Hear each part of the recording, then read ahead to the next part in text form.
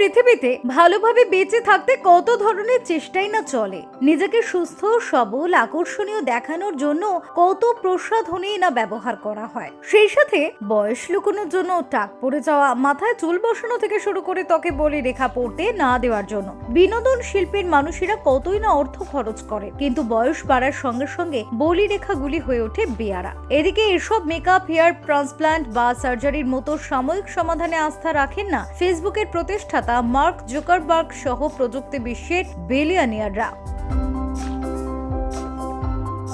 এইসব বিলিয়নিয়াররা টেকসই সমাধান খুঁজতে অর্থ ঢালছেন আয়ু বাড়ানোর কাজে যুক্ত থাকা গবেষণা প্রতিষ্ঠানে। তারুণ্য ধরে রাখতে বায়োটেক স্টার্টআপেও বিনিয়োগ করছেন মোটা অঙ্কের অর্থ।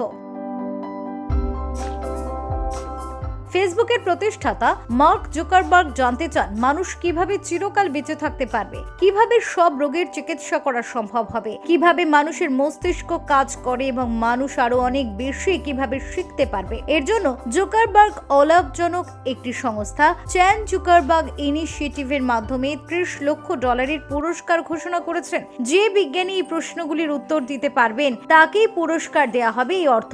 জুকারবার্গের মতে চলতি শতাব্দীর শেষে 100 বছর পর্যন্ত বেঁচে থাকা স্বাভাবিক বিষয় হয়ে দাঁড়াবে।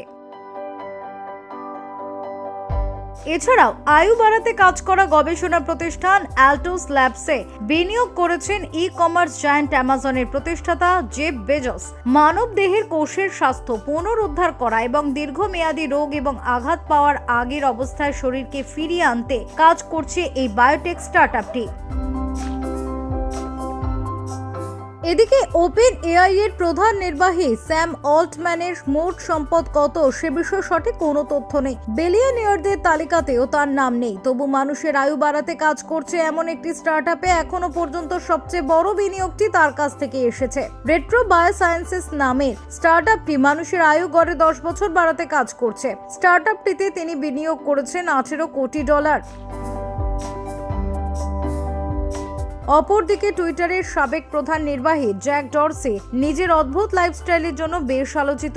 সুস্থ থাকতে প্রতিদিন তিনি একবেলা খাবার খান, বরফ ঠান্ডা জলে স্নান করেন এবং ঘুম থেকে 5টার সময় ওঠেন। টুইটারের প্রধান হিসেবে দায়িত্ব পালনের সময় মানসিক চাপ মোকাবিলায় দিনে 2 ঘন্টা মেডিটেশন করতেন।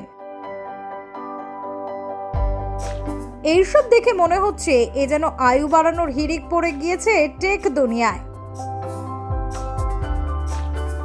ব্যুরো রিপোর্ট, নবীন নিউজ।